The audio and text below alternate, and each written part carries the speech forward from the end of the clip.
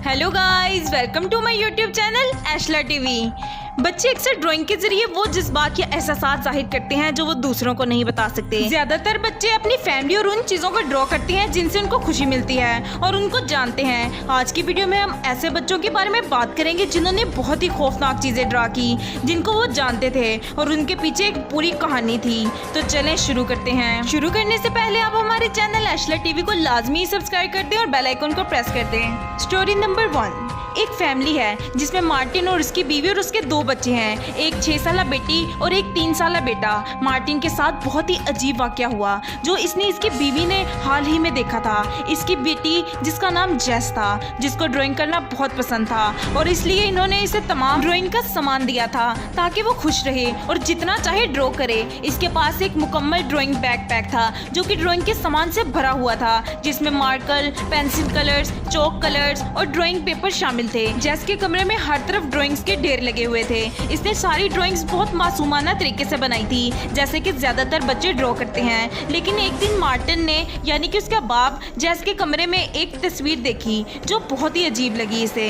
ये तस्वीर किसी अजनबी औरत की थी जो इसकी बेटी का हाथ पकड़े खड़ी थी। ये तस्वीर इसकी मदर की नहीं थी क्योंकि इसकी मदर के बाल सुनहरे थे, जबकि इस तस्वीर में औरत के बाल काले थे। मार्टिन यानी इसके बाप ने अपनी बेटी जेस से पूछा कि ये औरत कौन है। जेस ने कहा कि ये वो औरत है जो कभी कभी इससे मिलने आती है। ये सुनकर इसका बाप और भी हैरान और खौफजदा हो गया। इसके बाप के जहन में बहुत से सवाल थे। जब इसने पूछा कि तुम्हारी दोस्त का नाम क्या है तो इसकी बेटी ने कहा कि इसका नाम लूसिया है। मार्टिन के लिए इन सब पर भरोसा करना बहुत मुश्किल था, लिहाजा वो तस्वीर लेकर अपनी बीवी के पास चला गया और इस तस्वीर को अपनी बीवी को दिखाया और पूछा कि क्या ये इसकी बहन लग रही है। तो इसकी बीवी ने कहा ये कोई और भी तो हो सकती है। लेकिन जब मार्टिन ने बताया कि इनकी बेटी ने इसका नाम लूसिया बताया है तो इसकी बीवी हैरान नजरों से इसे देखने लगी, जैसे इसे सब कुछ समझ आ गया हो। लूसिया मार्टिन की बीवी की मरी हुई बहन का नाम था जो इसके 2 बच्चों के होने से पहले ही मर गई थी। तभी वालिदैन अपनी बेटी के कमरे में जाते हैं और जेस से पूछते हैं कि लूसिया कौन है। जेस ने कहा कि वो कभी कभी इनसे मिलने आती है। मजीद तफसीलात हासिल करने के लिए वालिदैन ने पूछा कि वो उससे किस वक्त मिलने आती है और वो किस बारे में बात करती है। जेस ने जवाब दिया कि वो कभी कभी रात को उससे मिलने आती है जब मैं ड्राइंग कर रही होती हूँ। जेस की माँ ने कहा कि जब वो अगली बार इससे मिलने आए तो इसकी एक और तस्वीर बना ले।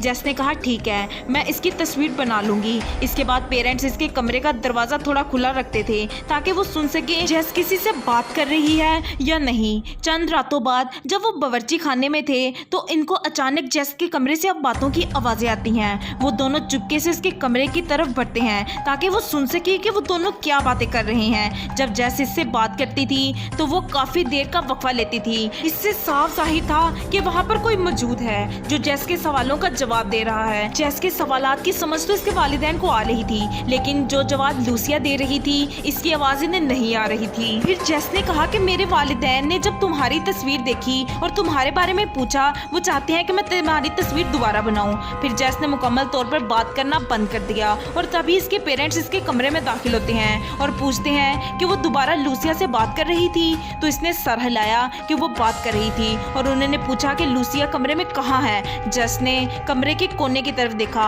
और कहा कि वो वहाँ खड़ी है, मगर इसके पेरेंट्स को वहाँ कुछ भी नजर नहीं आ रहा था। मगर दोनों का कहना था कि इन्हें कमरे में एक अजीब सी कैफियत को महसूस किया और वो बहुत ही अजीब और वो बेचैन हो गए। जेस की मोम ने इसे आहिस्ता से कहा कि वो इसकी तस्वीर दोबारा बनाए। जेस ने कहा ओके मोम और पेरेंट्स कमरे से चले जाते हैं। जेस ने इसके बाद मजीद कोई बात नहीं की और पेरेंट्स को कुछ अजीब महसूस होने लगा। कुछ देर बाद जेस ने इन्हें दोबारा कमरे में बुलाया। जेस ने उन्हें ये वाली तस्वीर थमा दी, जिसके बाद पेरेंट्स के होश उड़ गए। उनको उनके तमाम सवालों के जवाब भी मिल गए। इस तस्वीर में ज्यादा तफसीलात मौजूद थी। जेस ने लूसिया को नीली आंखों, होंठ के ऊपर छोटा सा तिल और सफेद लिबास में दिखाया था। लूसिया को सफेद लिबास में ही दफन किया गया था। उसकी बहन की आंखें वाकई में नीली थी और उसके होंठ के ऊपर छोटा सा तिल भी था। जेस की मोम अपनी बहन के ज्यादा करीब नहीं थी, वो सिर्फ उसके जनाजे में ही गई थी और इसकी माँ ने कभी इसको अपनी खाला के बारे में भी नहीं बताया था। इसकी बेटी को कुछ भी नहीं इसके बारे में पता था। इस वाकये के बाद इसके वालिदैन बहुत ही डर गए और उन्होंने घर में एक पादरी को बुलाया ताकि इनके घर में सुकून हो जाए और उस रूह से गुजारिश की जाए कि वो अमन से इस घर से चली जाए। इसके बाद इन्हें किसी और वाकये का सामना नहीं करना पड़ा।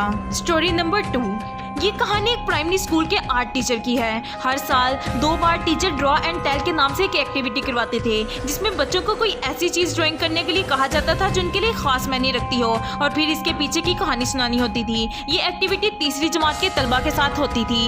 ज्यादातर तलबा अपनी फैमिली के साथ तस्वीरें बना रहे थे या अपने पालतू जानवरों के साथ तस्वीरें बना रहे थे, लेकिन एक लड़का सिर्फ आग की तस्वीर बना रहा था। इसके टेबल पर बैठे दूसरे बच्चे इसकी तरफ देखकर हंस रहे थे, और जब आर्ट टीचर ने ये देखा तो वो लड़के के पास गई और पूछा कि वो आग क्यों बना रहा है, जबकि इसे ऐसा कुछ बनाना चाहिए जो इसके लिए कुछ मायने रखता हो। लड़के ने कहा मुझे मालूम है, और कहा कि ये अभी मुकम्मल नहीं हुई। लिहाजा टीचर ने लड़के को अपना काम जारी रखने दिया। जब तलबा अपनी ड्राइंग मुकम्मल कर रहे थे तो टीचर दोबारा इस लड़के के पास आई और देखा कि इसने आग में एक घर शामिल कर दिया था। टीचर ने लड़के को कहा कि वो उसके साथ हॉल में चले और अपनी ड्राइंग को भी साथ ले आए। हॉल में टीचर ने लड़के से पूछा कि वो जलते हुए घर की तस्वीर क्यों बना रहा है, क्योंकि ड्रॉ एंड टेल के लिए बिल्कुल भी मुनासिब नहीं है। लड़के ने जवाब दिया, नहीं ये नामुनासिब नहीं है, ये वो घर है जिसमें मेरे वालिदैन ने मुझे अंदर रखकर जलाने की कोशिश की थी। टीचर ये सुनकर हैरान हो गई और वो कुछ कहने के काबिल नहीं थी। इसने ड्राइंग को अपने पास रख लिया और बच्चे को वो दोबारा उसकी सीट पर वापस भेज दिया। जब वो अपनी क्लास में दोबारा दाखिल हुई तो उसने अपने बच्चों को रोक दिया। उसने कहा कि हम ये एक्टिविटी नहीं करेंगे। टीचर अपनी सीट पर दोबारा जाकर बैठ गई और रोने लगी क्योंकि वो बहुत हैरान थी। Story number 3।